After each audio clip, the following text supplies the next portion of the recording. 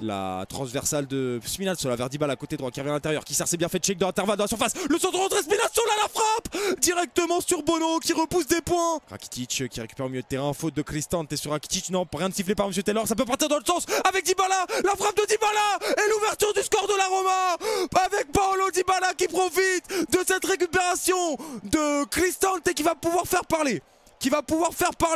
Mais la Roma qui est en train de faire un gros coup ici à Budapest, 1-0 goal Dybala, 35e minute. Le plus dur n'est pas fait, parce que je le rappelle, Séville reste Séville. La tête de Goodale, mais Dybala devant lui qui récupère. Pas de faute sifflée par Monsieur Taylor. À l'anglaise, au contact, et ça peut repartir pour Séville avec Ocampos, côté droit. Ocampos face au pressing d'Ibanez, la petite taonnade pour Oliver Torres, c'est bien fait. Oliver Torres, le retour intérieur, il va servir dans l'intervalle Rakitic. La frappe du pied gauche sans contrôle, Rakitic. Palo. Oh, la frappe de Rakitic exceptionnelle qui s'écrase sur le poteau. Quelle occasion pour Séville. Le centre de Navas, attention. Oh, le but. L'égalisation pour Séville, j'ai pas suivi. Cette équipe n'est jamais morte, c'est incroyable. Avec un centre de Navas, j'ai pas compris.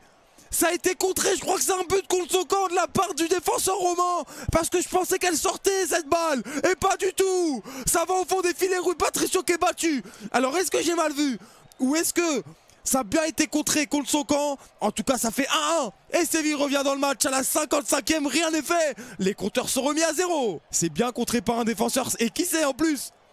C'est Mancini. On va suivre ce coup franc pour la Roma avec Pellegrini. Côté droit, c'est très bien tiré, rentrant. La tête d'un joueur de la Roma, ça revient. Abraham sur la ligne, c'est sauvé. Attention, c'est pas fini. Et la frappe complètement dévissée d'Ibanez. Mais que situazione, che azione per la Roma. Et ça va pas au bout avec un sauvetage héroïque de la part de Bono sur sa ligne. Bah en fait, quelle est la règle? C'est ça la question. Mais en tout cas, il y a un coup franc pour la Roma quand même. Parce qu'il y a eu une faute après le petit ballon pour Belotti. Oh, la combinaison jouée rapidement sur Belotti qui se jette. Et il arrête Bono. Oh, l'arrêt de Bono exceptionnel de la main. Allez, pourquoi pas une dernière pour Séville avec Souzo côté droit. Il a le dédoublement de Jesus Navas, il va préférer revenir à l'intérieur. La frappe de Souzo directement sur Rui Patricio, c'est pas fini, il a lâché le ballon en deuxième lame. Peut-être la frappe contrée. Ça revient sur Fernando. La frappe de Fernando. Oh là là là là, la frappe de Fernando croisé qui passe juste à côté. Il reste du temps, hein. On est déjà passé le temps additionnel, mais il y a eu beaucoup d'arrêts de jeu. Donc je pense qu'il reste au moins 2 ou 3 minutes avant une éventuelle sorte de pénalty. Le corner de Zalewski qui est parti deuxième poteau. La remise de Smalling deuxième poteau sur la barre.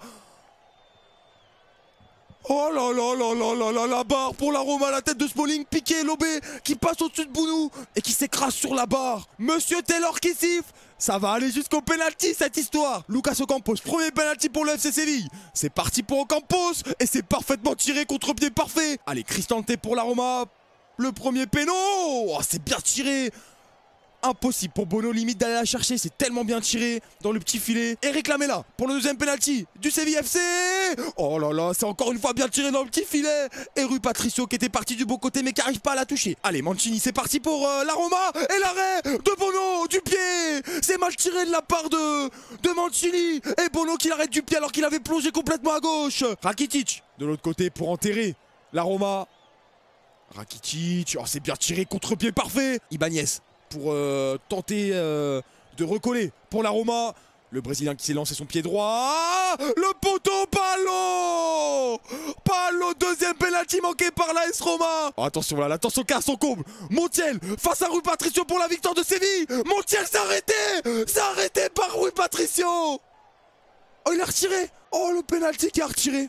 Oh, le scénario catastrophe pour la Roma. Allez, Montiel, une nouvelle fois pour la balle de match. Et cette fois-ci, c'est dedans. Et Séville qui remporte une nouvelle fois l'Europa League pour la 7e fois. La Roma, héroïque jusqu'en finale, mais malheureusement, qui termine son aventure au penalty. Séville est imprenable en Europa League. C'est dit, c'est fait. Et c'est parti. Cette finale de FA Cup 2023 entre Manchester City et Manchester United. Un titre à la clé. City en quête du triplé, United pour clôturer une saison encourageante. On est parti avec un premier ballon dans la surface de Manchester United. La première volée et le premier but sur la première frappe de Gundogan. Incroyable, mais c'est pas possible. 19e seconde et Gundogan qui ouvre le score tout de suite pour City. On n'a même pas le temps de respirer. Quel volée de Gundogan, entrée de surface dans la lucarne de De Gea, incroyable. Allez, on suit ce coup franc pour De Bruyne. Il est bien tiré, la tête. Oh, premier poteau, la tête de Rodri qui frôle le petit filet de David De Gea. Gundogan, le centre dans la surface vers Haaland.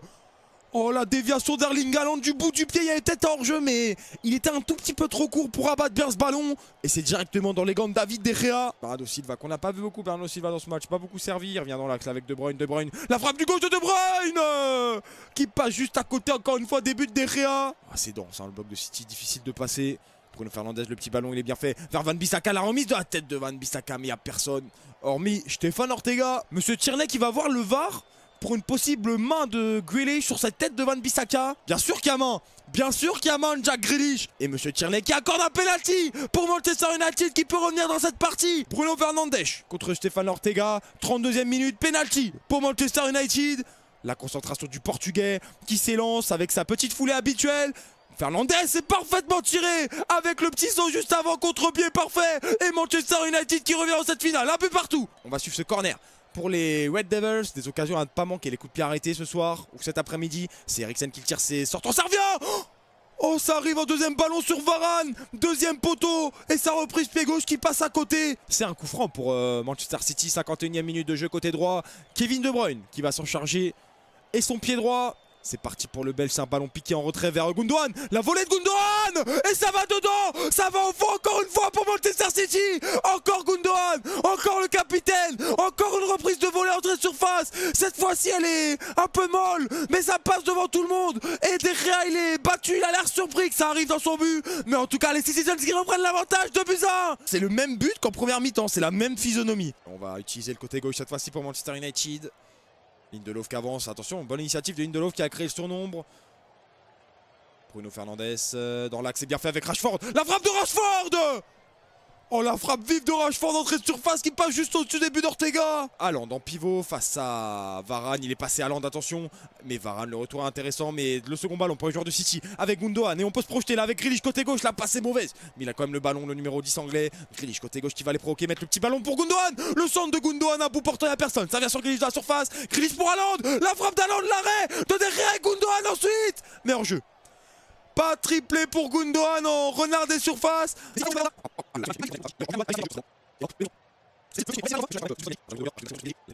Chaud côté gauche, Garnacho. La possession récupérée par Manchester United, ça peut repartir avec Garnacho. Garnacho il peut frapper. La frappe de Garnacho. Oh, la frappe enroulée de Garnacho, pied droit qui passe à ras. Début d'Ortega. Haaland qui va servir, c'est bien fait côté droit. Haaland, le 1-2 qui est joué. Haaland, il y a de la place pour frapper. Haaland, le crochet d'Haaland. Et ensuite... Oh, ça a été dégagé par un défenseur d'United directement sur Haaland qui a contré. Et cette frappe involontaire qui passe pas loin des buts de De Gea. Allez, c'est joué rapidement ce coup franc à gauche avec Garnacho. Encore une fois, lui, pourquoi pas? Parce qu'il a fait une bonne rentrée, Garnacho. Hein. Il s'impose à Manchester United. Le centre. Ça arrive, deuxième poteau sur McTominay, l'intervention d'Ortega. Et ensuite, c'est sauvé la tête. Oh là là, quelle occasion! Ça finit en corner au-dessus de la barre d'Ortega. Quel cafouillage! Et la remise parfaite de la part d'Akanji vers Ortega. Et ça va être terminé là-dessus, je pense. Ça va être terminé là-dessus. Et c'est terminé! C'est terminé. Manchester City remporte la 7ème FA Cup de son histoire. Le coup franc qui est joué de la... avec je sais pas qui c'est qui l'a mis dans la surface, c'est bien fait. Dégagé de la tête par Zaleski, ça revient la volée. La volée et deuxième poteau. Pas de hors-jeu, Nicolaou qui traînait et qui vient ouvrir le score pour Spezia. Nicolaou, le défenseur qui rôdait. Et Ulo Spezia qui, à l'heure où on parle, s'assure la relégation. Il n'y a pas hors-jeu, c'est Zaleski qui couvre bêtement. Un peu une erreur d'appréciation. Le corner de Dybala, c'est bien parti, c'est renvoyé au point de pénalty. Ça va revenir deuxième poteau avec Celik. Celik qui sert à Shaarawy. La frappe d'El Shaarawy sur la barre transversale de Yetro Zoet. Cette frappe d'El Shaarawy, entrée de surface axiale. Oui, c'est vrai. Il a marqué l'histoire, donc c'est un joueur emblématique. Mais je voulais juste savoir s'il était autant, puisqu'il avait fait avec d'autres clubs aussi. On sait pas. Attention le centre vers Beauvais. Et l'égalisation pour la Roma dans un creux forcément dans ce match. Et là le centre de Zaleski il est parfait. Vers Beauvais, la tête ou pas de Beauvais qui laisse peut-être filer. En tout cas, Zot est battu. Et la Roma qui égalise face à Spezia. C'est à 1-1. Tout est relancé dans ce match. Belle petit côté droit. Qui a réussi à servir Dybala. Le gros tac sur Dybala. Pas de faute sifflée. Ça reste dans les pieds romains de toute façon. Avantage laissé par M. Maresca. El Shaarawy. Côté droit. Zaleski c'est bien fait dans la surface. Il y a de l'espace pour le Polonais. Le centre de Zaleski, deuxième poteau. Oh, le centre de Zaleski, c'est qui s'appelle Pellegrini, le capitano qui se jette. Mais ce ballon il est un peu trop profond et un peu trop excentré de la part de Zaleski. Et il n'arrive pas à rabattre Pellegrini, ça passe largement à côté au-dessus. Et ça repart pour Spezia là avec Esposito. C'est bien fait qu'il prenne le ballon. Attention parce que c'est contré. Et ça peut donner une bonne contre-attaque pour les Romains. Avec Paolo Dybala. Paolo Dybala qui a servi dans l'intervalle. Shaarawy non, il prend extérieur, il sert de l'appel. La frappe de Dybala! Oh, la prise d'initiative de Dybala et sa frappe croisée qui passe au ras du poteau. Donc l'Atalanta en supériorité numérique, ça semble bien parti. Et attention là parce que, attention, il y a un bon contre pour Spezia avec Enzola côté gauche. Et c'est du 2 contre 1. Il y a Jassi deuxième poteau, non, c'est Żurkowski. Oh, la passe d'Enzola pour Żurkowski en glissant. Il n'arrive pas à rabattre correctement et ça passe largement au-dessus. Quelle occasion pour Spezia. Le coup franc là qui va être joué pour la Roma. Pourquoi pas une des dernières occasions pour revenir en Europa League. Parce que c'est pas le cas pour l'instant. C'est Pellegrini et son pied droit qui vont s'en charger. Palte Pellegrini, c'est très bien tiré, deuxième poteau. La tête et l'arrêt de Zout sur la ligne encore une fois. Matic vers l'avant, c'est bien fait. Wijnaldum qui décale et qui va servir dans l'axe. C'est bien fait, c'est El Shaarawy qui s'écroule. Monsieur Maresca qui siffle. Rigole per la Roma et carton jaune. Oh là là, la double peine. Et pourquoi pas un scénario catastrophe pour Spezia et la Roma pour retourner en Europa League et double jaune. Ça fera rouge. Le penalty pour la Roma. Paolo Dybala pour la qualif peut-être en Europa League de la Roma. Et Spezia pour assurer le maintien, j'ai envie de dire. Parte Dybala, le pied gauche de la Roya. Et c'est parfaitement tiré. Zoet était parti du bon côté. Mais c'est impassible, n'importe quoi. C'est imparable.